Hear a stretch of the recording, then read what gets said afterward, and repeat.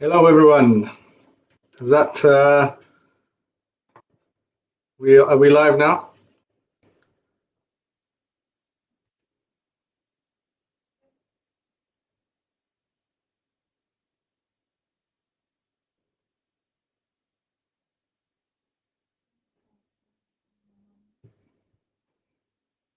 Here we go.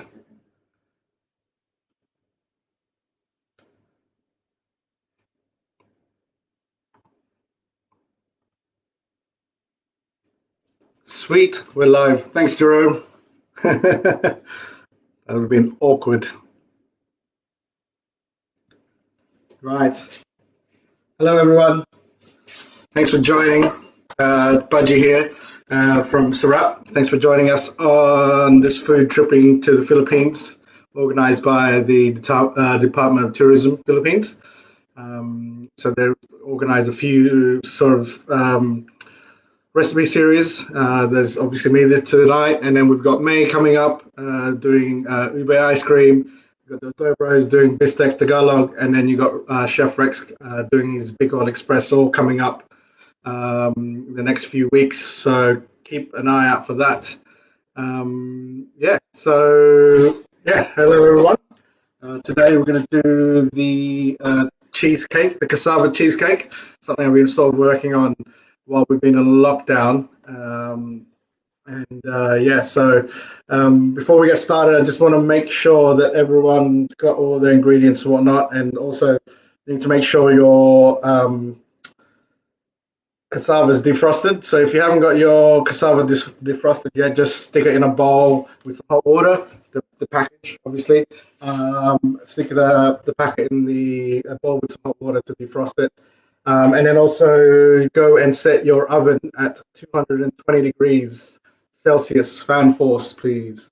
220 degrees Celsius fan force. So go ahead and do that. So in terms of the dish itself, so we've always sort of had a cassava cake in Sarap.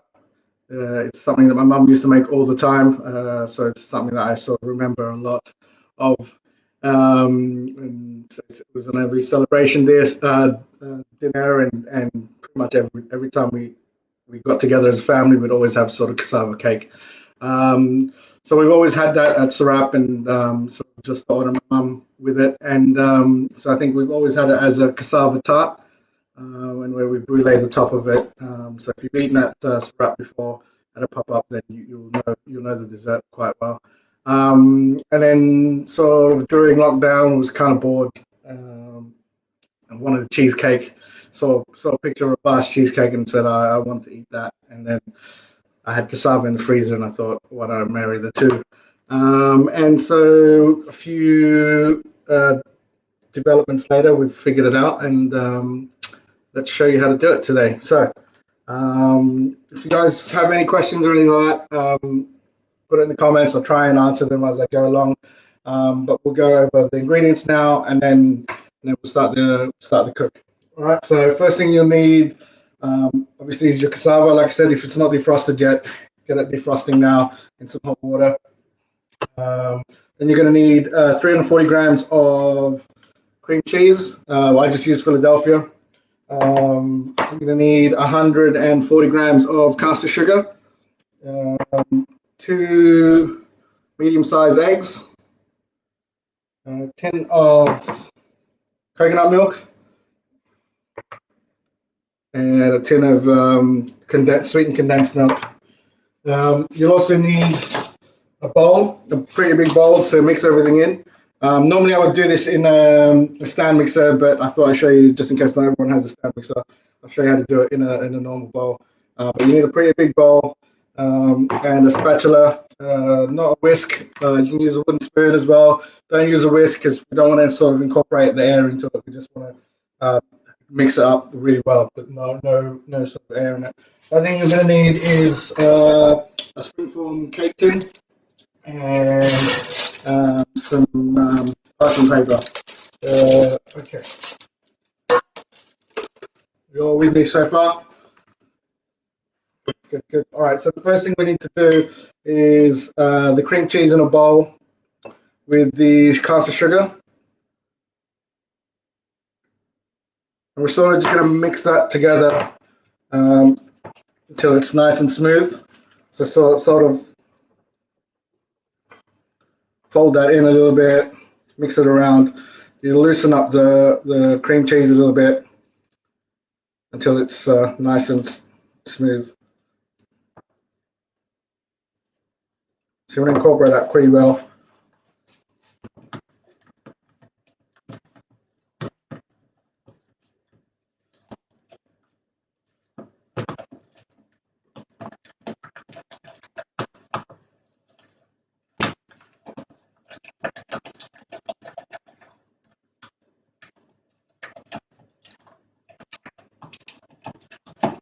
So as you can see, that's kind of incorporated nicely now. It's nice and smooth. You can see that there. Nice and smooth. The sugar sort of dissolved into the cream cheese.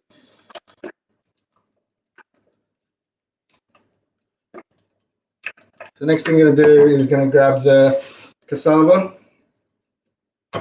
and pour that all in.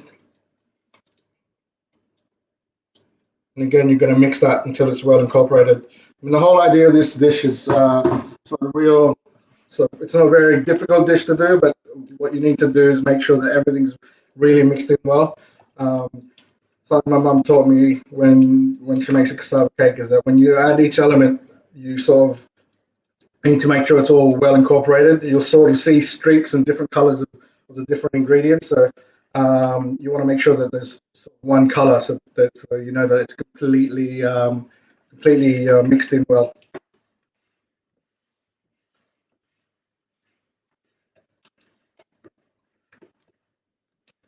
So one of the things I sort of wanted to play around with this dish was when I wanted to do it, was it, the questions I had was to myself was, what did I want a basque cheesecake with cassava in it, or did I want, did I want a cassava? I still wanted the cassava cake. So, we sort of took things away from the cassava cheesecake recipe to try and incorporate and kind of keep it as close to a cassava cake as possible, but have aesthetically that look of that burnt cheesecake. So essentially, it is very much a cassava cake. The texture is very much like the cassava cake, which is a sort of that. It's like a tapioca starch, so it's got a little bit of chew to it. It's very much I don't know. It's not like your sort of soft cheesecake texture. Okay, so now that's all mixed in properly, you're gonna add the coconut milk.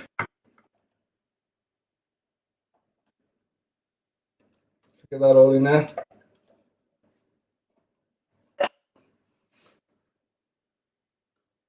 And again, just mix that in nicely. Just fold it in slowly first till it's incorporated, and then you can sort of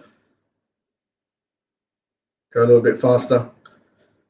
But now you can really see the difference where you'll see like the two types of liquids in there. You'll have the coconut milk, which is really white, and then you've got the cassava and the cream cheese, which is kind of a little bit off-white. And so you can see that there's like streaks. So you really want to sort of mix that in really well, so that you don't see any streaks and it's that one consistent color.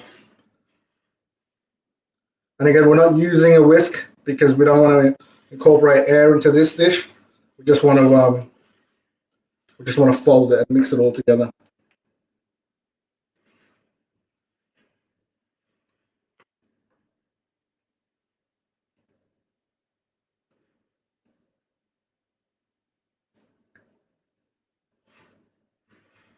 Right.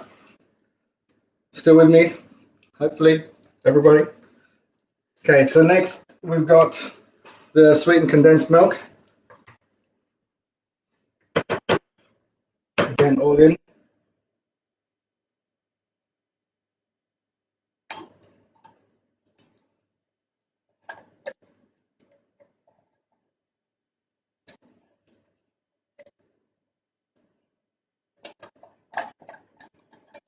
So the good thing about this dish is it's gluten free. It's got no flour in there, and the reason behind that is because um, cassava is got a lot of starch in it. So it's where they make tapioca starch from. So it's a lot of starch in the actual cassava root. So we won't need any flour in it, and that will help sort of give it the structure.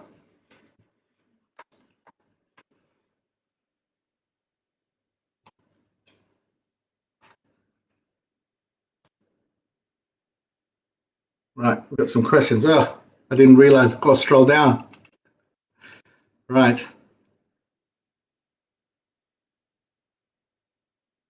All right.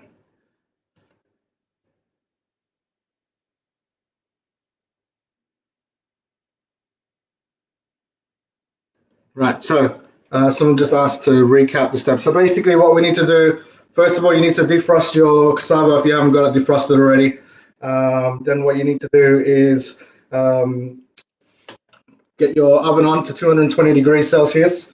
And then after that, you want to put your cream cheese in a bowl with the sugar in the bowl. And then you're going to mix that together until it's nice and smooth. Then you're going to add the cassava, the defrosted cassava, and you're going to mix that until it's all well combined. And then you're going to add the coconut milk till it's well combined, then the condensed milk till it's well combined.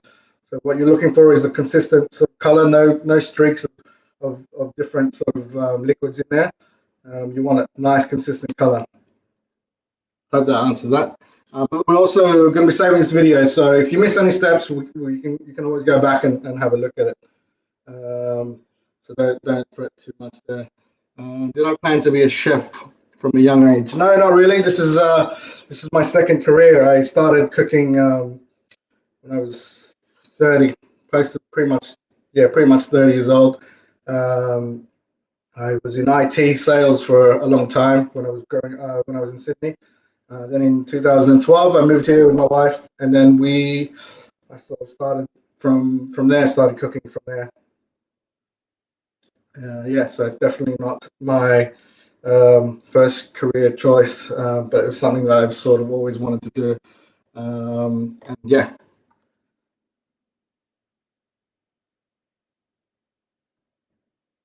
Right, so now that the condensed milk's nicely combined, you're gonna get the eggs.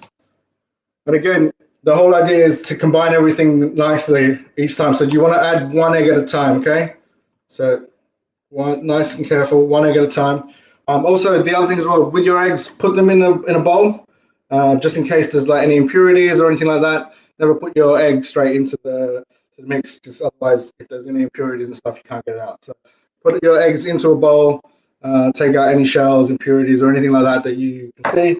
Um, yeah, cool. And then now just add them one by one, and you want to mix that in really well.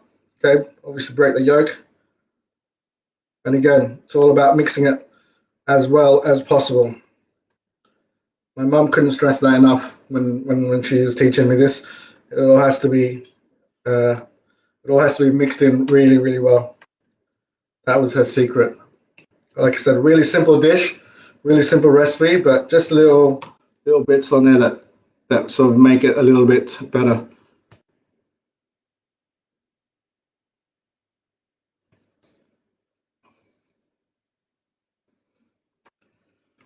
I wanted to wear a hat, trust me, but the wife said no, and so I had to get a fresh shave instead. But yeah, I definitely want to wear a hat. I always wear a hat all the time. Right. So that's first eggs mixed in really well. Now you're gonna get the second egg. Chuck that in there.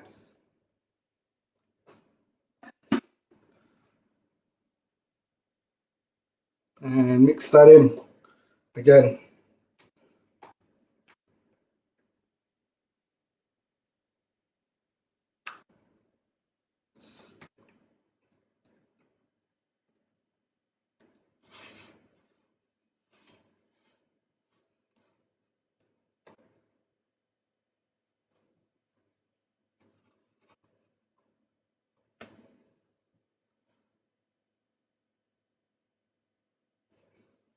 Someone's got the inner cell going as well.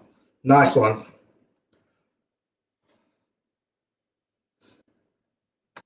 It's one of my favorite dishes, inner cell. I just wish I could use a barbecue. Something I'm not used to. I've been here for 8 years already, and I'm not used to not being able to light a barbecue on the balcony. It's one thing I miss in Sydney. One of the things I miss from being in Sydney.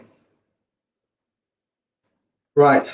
So as you can see, everything is really mixed in nicely. I'm not sure if you can really tell from there, but basically everything in there is now mixed in. There's one consistent color. The cassava is sort of mixed in. It's not sort of settled down to the bottom, which is another thing you don't want to do because then you're going to have like a custody bit on top. And I mean, you might like it that way, but I like everything to sort of to be consistent. Texture all the way through. So you're going to mix that, sort of mix that there. So now you get your cake tin parchment paper. You get essentially what you want to do is put parchment paper, cover the whole tin with a little bit of lip on the top. You sort of don't want it to sink down. You're going to get a little rise because of the eggs, but it's not going to rise as much, say, as like your normal fast cheesecake.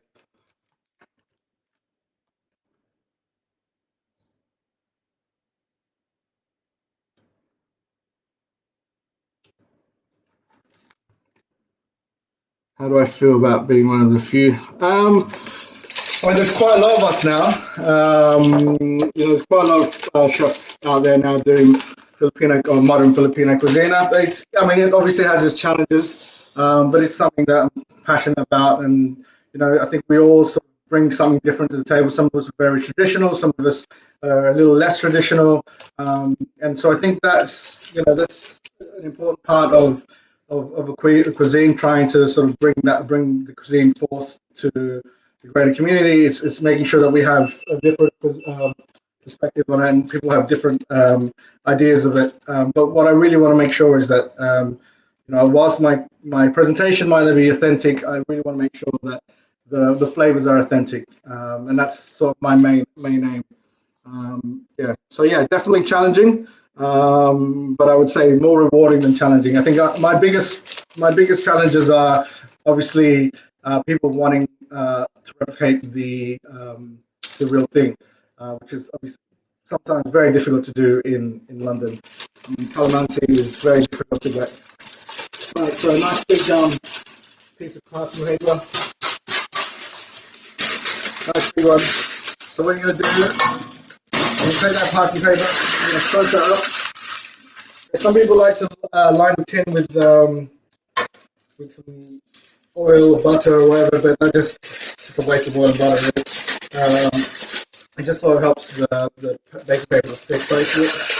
Give it a good crunch, and then place it in there. There's no real sort of rhyme or reason. All you want to make sure is that all the edges are covered, and the paper is above the cake tin. Okay, so you just need to sort of move it around a little bit, get it moving a bit.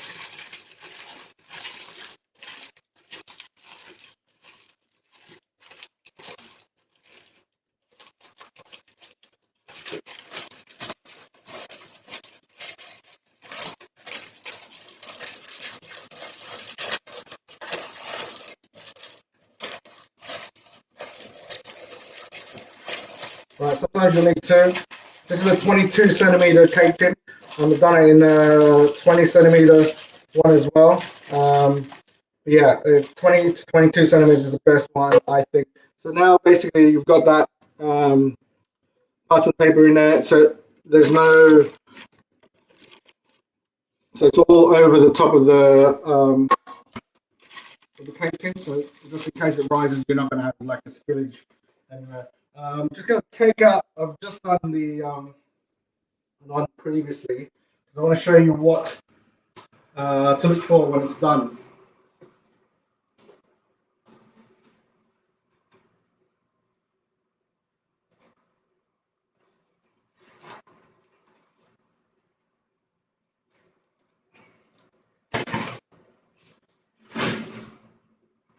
So this is one I prepared earlier.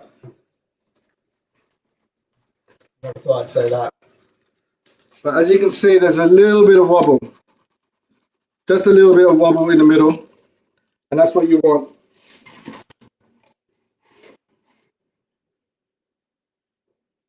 Right, back to the old one. So, cake mix.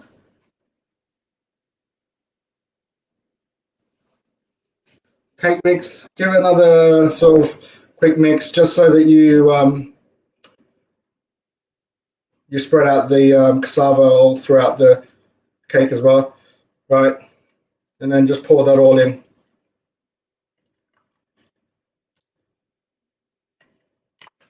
Get that. We'll come up to about 3, pretty much always almost at the top.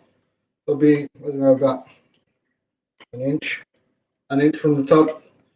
Not much. Cool. That's it. It's all in. Everything's in. And then you're just going to get that in the oven, 220 degrees. And 220 degrees for about 40 minutes, 30, just depending on your oven. But I put the timer on for 35 minutes. And then I have a look at it. And like I said, you just kind of want that little bit of wobble in the middle. Sometimes it needs an extra 5 minutes. And that's it. So then once it comes out of the oven like this on here, like this guy here, once it comes out of the oven, get a rack, rest it on a rack, and don't touch it. Leave it till it cools down completely. Otherwise, if you open it up now, it will seep out and you will have a mess. So you need to leave it for a good, sadly, 3 hours, 3 to 4 hours at least. But you basically want it to be room temperature or cool to touch completely, top and bottom. So obviously you'll touch the top and it'll be nice and cool. If you touch the bottom, it'll still be warm. So you want it to be completely cooled down. And that's pretty much it. That's all done, really. Once it's in the oven, that's it.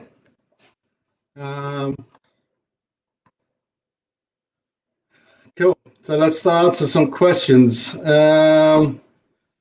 Yes, I made some for the NHS. We'll be making some more this week, and sort of me and a few other chefs throughout London and the UK are doing stuff.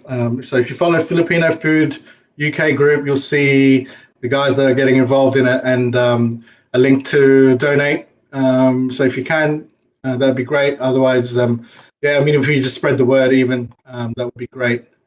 We've got 2 cheesecakes. One's for us, and one will be for some friends. What else we got? Should it wobble in the middle?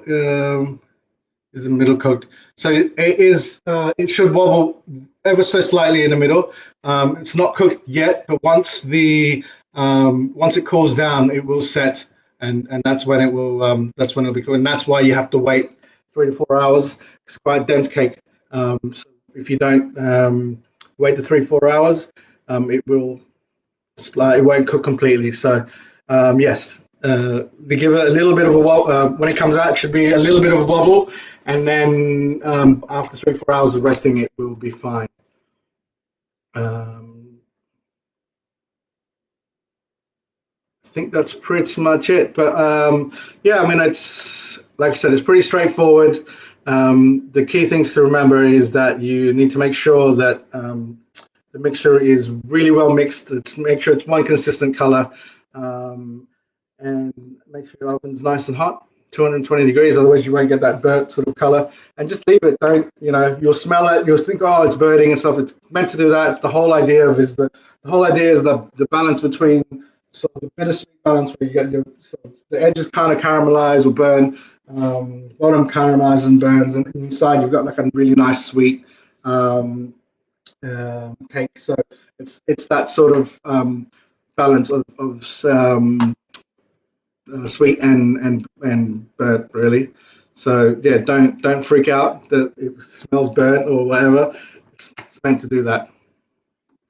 And that's it. I think that's it. So, like I said to you guys, this video will be saved on the Department of Tourism website and Facebook page. And then tune in next week. I think it is same time. I think next week, and pretty sure it'll be May with her ube ice cream, which I'm looking forward to trying. And then you got the Dobros, Mark from the Dobros, and Rex, who's Big Call Express, coming up as well in the next few weeks. Cool, guys. Thank you. Have a good one.